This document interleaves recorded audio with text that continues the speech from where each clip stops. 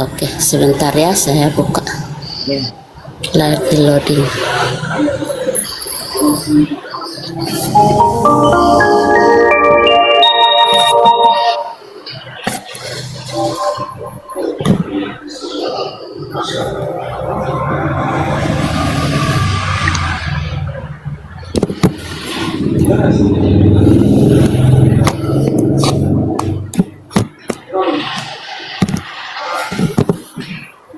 Matius 21 ayat. Ayat 1 sampai 3 coba dibaca. Oke.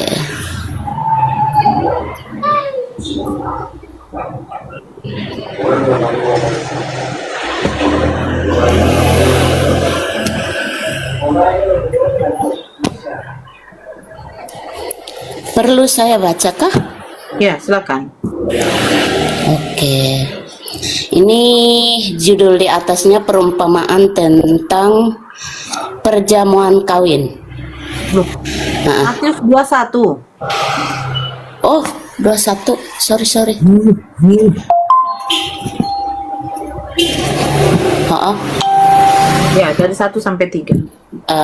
oke, ayat 1 sampai 3. Ya. Ini Yesus dielu-elukan di Yerusalem. Ya.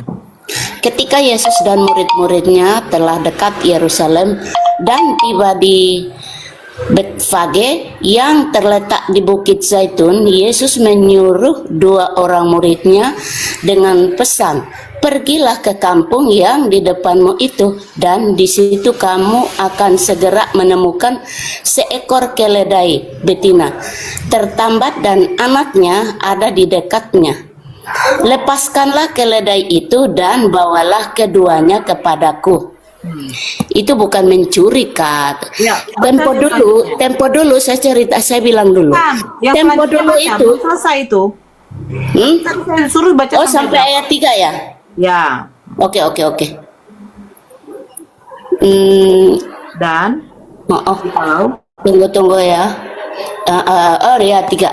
Dan jikalau ada orang menegur kamu, katakanlah Tuhan memerlukannya, ia akan segera mengembalikannya. dan jikalau ada orang menegur kamu, kira-kira itu kalimat seperti apa, Kak? Ya, orang menegur begitu. Ya, kalau ada orang menegur kamu, katakan, kalau ada orang yang menegur murid-muridnya, kenapa kamu ambil keledai ini? Katakan Tuhan memerlukannya. Kenapa sampai orang mau menegur mereka, Kak? Kalau memang toh juga Yesus sudah minta izin. Kalau menegur mereka, mungkin mereka ambil tanpa izin barangkali. Tapi kan itu kepada Tuhan dan akan dikembalikannya.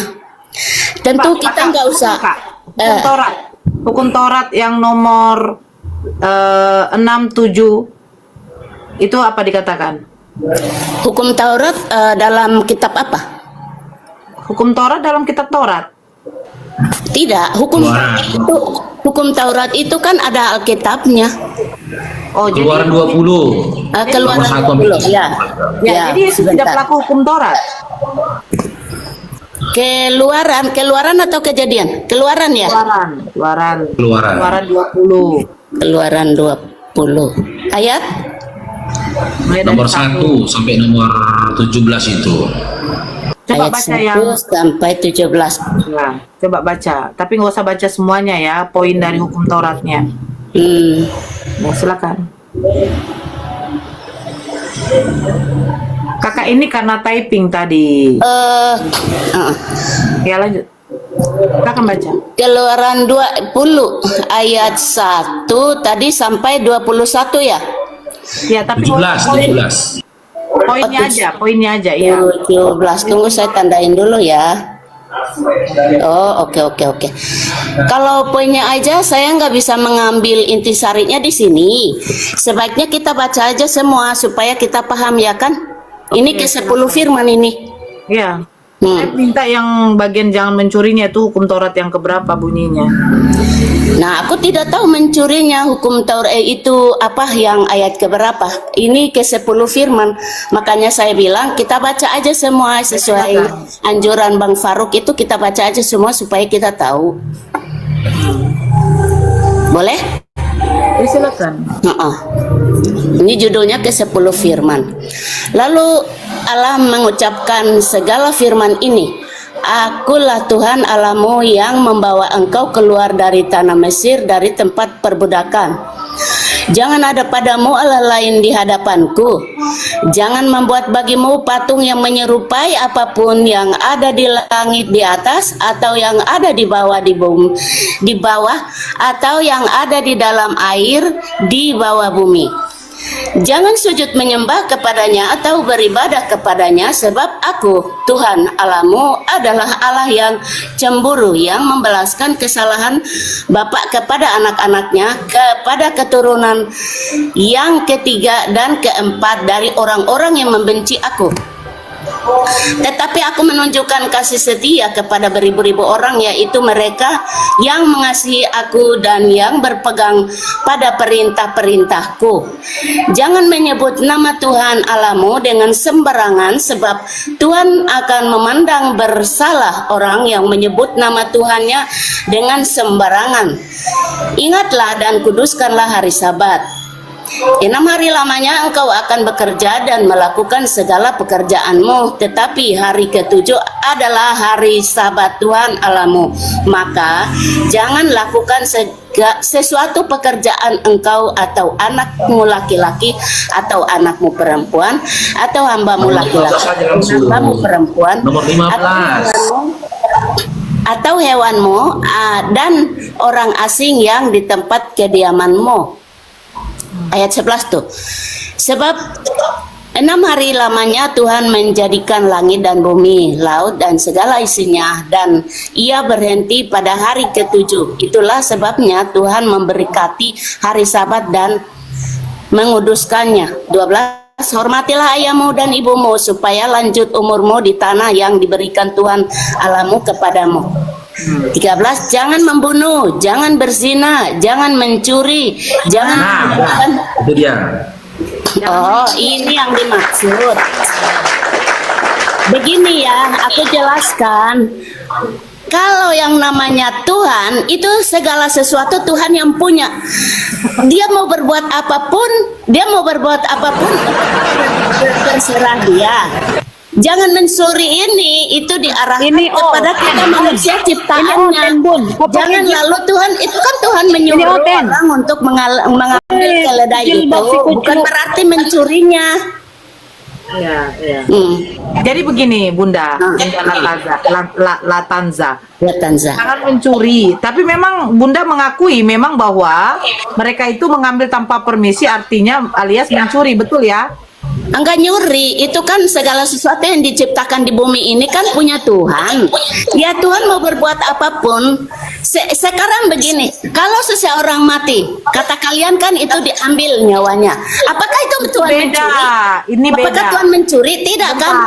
Nah, kita manusia itu diciptakan Tuhan, diciptakan Allah. Demikian juga ternak-ternaknya. Satu Bunda. Ternak itu Allah yang menciptakannya. Jadi tidak ada orang yang berhak memilikinya 100% di muka bumi ini. Jadi ketika kalau Allah mau mengambil atau Tuhan mau mengambil benda itu hak dia. Satu-satu lah kita, Bunda. Kalau ngocor terus Bunda, silakan Bunda pergi ke gereja, ngasih tahu. Cuman masalahnya saya buat analogi satu contoh seperti ini. Sebuah sekolah membuat suatu peraturan yang dimana peraturan itu mengatakan begini. Jangan ada yang mencuri di sekolah ini, kata kepala sekolahnya. Terus tiba-tiba handphone salah satu seorang murid itu hilang. Ternyata yang mengambil adalah kepala sekolah. Apakah dibenarkan tindakan seperti ini? Sementara peraturan itu yang membuat kepala sekolah tidak boleh ada yang mencuri. Tapi dia mengambil handphone salah satu murid tanpa permisi. Apakah benar tindakan itu? Sama seperti di hukum Taurat dikatakan, Tuhan yang mengatakan jangan mencuri. Tapi Yesus menyuruh 2 muridnya mengambil keledai tanpa permisi. Kenapa saya katakan tanpa permisi? Karena di situ ada ayatnya mengatakan jikalau jikalau ada yang menegur kamu, katakanlah Tuhan memerlukannya. Kenapa mereka mesti ditegur kalau memang permisi? Kenapa Kak Latanza ditegur? Hei, kenapa Bu kau ambil daun salam saya sementara kau sudah permisi sama pemiliknya? Tapi karena kau belum permisi sama pemiliknya, makanya ditegur oleh pemiliknya. Ada tercatat di dalam apa? Nih saya bacakan. Di dalam Lukas 19 nomor 36. Mereka membawa keledai itu kepada Yesus, lalu mengalasinya dengan pakaian mereka dan menolong Yesus naik ke atasnya. Dan sementara Yesus mengendarai keledai itu, lalu pergilah mereka yang disuruh itu, dan mereka mendapati segala sesuatu seperti yang telah dikatakan Yesus. Ketika mereka melepaskan keledai itu, berkatalah orang yang empunya keledai itu, "Mengapa kamu melepaskan keledai itu? Kalau memang murid Yesus sudah permisi, ngapain yang punya keledai itu bertanya lagi?" Tapi karena belum permisi, makanya yang punya keledai itu bertanya, "Kenapa kau lepaskan keledai itu?" Itu di dalam Lukas 19 nomor 33 dengan 34. Begitu Bu Latanza, baru Anda katakan dia Tuhan sesuka hatinya. Lah dia membuat suatu hukum, aturan, jangan mencuri. Tapi dia melakukannya. Kan lucu. Silakan Bu Latanza. Ibu ngocor aja terus, kita kan udah janji. Ayo diskusi satu-satu, silakan. Jangan ngelocos saja lah Bu. Loh Bu, tadi sebenarnya tidak ini toh, karena dia tadi typing. Makanya saya naikkan. Di mana kalau kami mencuri keledai? Ibu. Itulah serba salah kami. Tidak bisa disamakan. Maksudnya tidak bisa kita hubungkan perbuatan manusia dengan perbuatan Tuhan. Karena Tuhan itu yang menciptakan segala sesuatu. Jadi dia ketika dia mau perlu, dia mau ambil, itu hak dia. Kita tidak bisa memilikinya sepenuhnya. Ya dia Tuhan, dia Maha Pencipta. Masa kalian campur adukannya dengan ini perbuatan? Tidak bisa. Bu, tidak bisa begitu. Bu Latanza, sedikit. Kalau memang Yesus Tuhan, Bu, ngapain dia mesti ngambil keledai orang? Ciptakan aja, Bu. Lo ngapain ciptakan? Segala sesuatu sudah diciptakannya. Lalu manusia itu ngambil mengaku-ngaku. Bukan hak milik dia sepenuhnya. Semua yang ada di muka bumi ini ciptaan Tuhan yang bisa dimiliki oleh siapapun. Cuma dimiliki seperti itu, lalu mau dipinjam terus itu udah mencuri, begitu tidak. Tuhan mah pencipta. Lalu kalau manusia mati, apakah itu juga Tuhan mencuri? Tidak kan, itu hak dia. Kapan aja dia mau ambil, itu hak dia, punya dia. Oke. Sekarang saya tanyakan, yang mengambil keledai itu, yang memerintahkan mengambil keledai itu siapa? Yang memerintahkan, ya Tuhan Yesus. Yesus, oke. Dan keledai itu bukan milik Yesus kan, itu? Bukan milik Yesus, tapi mereka yang menciptakannya. Bukan milik Yesus. Untuk kebutuhan manusia. Bukan berarti. Sabar dulu. Itu sudah bilang tadi. Sama saja dengan manusia. Iya, keledai tadi bukan milik Yesus kan? Tapi nggak bisa kita menilai seperti itu. Yesus itu Tuhan. Jadi ketika dia mau butuh itu, nanti dulu kita. Itu hak dia. Dia mau buat apa? Kita manusia itu nggak bisa membatasi hal itu. Begitu. Iya, nanti dulu ke ketuhanannya, nanti dulu ke situ ya. Yang memerintahkan ngambil keledai siapa tadi itu? Ya itu Tuhan Yesus, tapi kita tidak usah berbolak-balik. Kita tidak usah menilai bahwa mencuri, bukan mencuri. Tidak, saya hak dia. dulu. Hak dia. Hak dia. Iya, yang memerintahkan ngambil keledainya tadi Yesus. Oke. Yesus kan keledainya. Dia Tuhan. Dia mau melakukan apapun itu hak dia. Iya, keledai yang diambil itu milik Yesus bukan? Milik dialah, orang dia yang menciptakan, mereka yang menciptakannya, Allah Bapa yang menciptakan. Ya ketika mau dibutuhkan untuk hal apa itu hak manusia Kan di tidak situ bisa. Sekarang gini bang, kita dulu ya. Seandainya manusia dipanggil, apakah itu dia mencuri? Kan itu Kan mereka yang tadi- menciptakannya. Jadi ketika mereka butuh untuk manusia tidak bisa membatasinya. Paham, Bang? Jangan kalian menilai. Nih begini Bang. Isa dan Yesus itu berbeda. Isa itu nabi. Kan tadi Yesus tuh berkata tuh, jika ada yang bertanya kepadamu, katakan Tuhan membutuhkannya. Berarti kan keledai itu bukan punya dia kan, punya orang kan. Nah, ketika Yesus mengambil sesuatu yang bukan milik dia, perbuatan itu dikatakan mencuri atau tidak? Itulah Tanza. Ketika Yesus memerintahkan orang lain untuk mengambil sesuatu yang bukan milik dia, perbuatan itu dikatakan mencuri atau tidak? Silakan, Kakak Latanza. Ini sebenarnya Kita pinjam bang, segala sesuatu yang ada di muka bumi ini kita pinjam pakai, bukan memiliki 100% karena kita bukan penciptanya, paham bang? Jadi ketika yang empunya itu dia mau pakai untuk apapun, kita manusia memberi karena dia pinjamkan itu kepada kita. Bukan saya dia mencuri. Bagaimana dia mencuri? Segala sesuatu dia yang menciptakannya, lalu kalian putar balikan seolah-olah dia mencuri. Tidak. Dia Saya tidak punya wewenang. Dia Tuhan punya wewenang. Dia mau apapun yang sudah diciptakan itu hak dia. Kalian tidak bisa mengklaim kalau itu dia mencuri. Bagaimana Aku kasih lem orang yang Korea menciptakan mulutnya nih, Bu. seluruh bumi ini ketika dia mau make kok dia bilang mencuri? Nggak bisa. Kita hal apapun yang kita pakai di muka bumi ini tuh pinjam. Jadi ketika yang empunya mau pakai itu hak dia. Kita manusia tidak bisa menolak, tidak bisa menahan, itu milikku. Nah, ketika kau dipanggil masuk ke dalam itu, pulang ke alam sana, apa kita menolak? Oh, ini hidup milikku, nggak boleh diambil. Nggak bisa begitu kan? iya, tapi saya Ini, tidak membahas. kalian ini bisa-bisanya bilang mencuri. Padahal mereka lah yang menciptakan keledai itu, binatang di luar sini itu kita pinjam, kita pakai sementara, kita butuh untuk kan Tuhan ciptakan untuk kebutuhan manusia.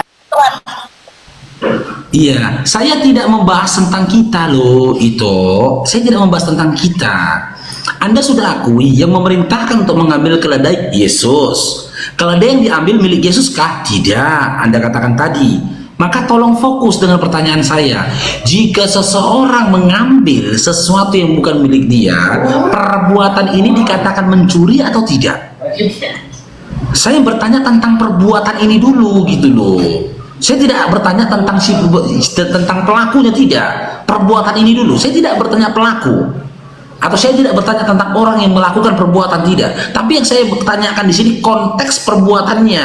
Jika seseorang, nah ini perbuatannya, memerintahkan orang lain mengambil sesuatu yang bukan milik dia, itu dikatakan mencuri atau tidak, Kakak Latanza? Saya tidak bertanya pelaku ya, tapi perbuatan. Yang saya tanya perbuatan ini. Ini perbuatannya ini dikatakan mencuri atau tidak? Silakan Kakak Latanza. Latanza. Enggak boleh begitu. Masa? Ya Iya, dia logika aja. Dia kan yang menciptakan segala sesuatu yang ada di muka bumi ini. Ketika Saya tidak tanya pelakunya, saya tanya bilang itu perbuatannya. mencuri, tidak bisa dibilang mencuri. Ini merupakan petasan puasa kakak ini. Tidak, itu tidak mencuri. Tapi jangan kalian putar Tidak, balik saya tidak. mencuri. Saya tidak dan, tanya dan ya, hukum Taurat ini dikeluarkan untuk manusia, bukan untuk Tuhan ya. Itu jangan mencuri itu untuk manusia, bukan untuk Tuhan. Jadi ketika Tuhan mau melakukan apapun itu wewenang mereka, bukan wewenang kita manusia. Kita antara manusia itu urusan kita manusia dengan manusia. Ketika dengan Tuhan, ya itu wewenang Tuhan, itu kedaulatan Tuhan yang maha tinggi. Kita nggak bisa membatasinya. Lalu bilang dia mencuri. Mana ada seperti itu? Orang sudah menciptakan segala sesuatu. Ketika dia mau perlukan, kita bilang mencuri. Mana ada seperti itu? Saya tidak tanya pelakunya loh kakak, yang saya tanya perbuatannya. Perbuatan yang mengambil Perbuatannya sesuatu. itu dia tidak bisa dinilai sebagai pencurian, karena hukum Taurat itu sesungguhnya dibuat untuk manusia, untuk tindakan manusia, karena mereka lah yang membatas, itu batasan Allah Tuhan terhadap kita umat. Itu aku mau nanya, itu apa dikirim itu untuk beli apa itu? Kirimlah alamatnya biar dibelikan. Nanti gue kirim.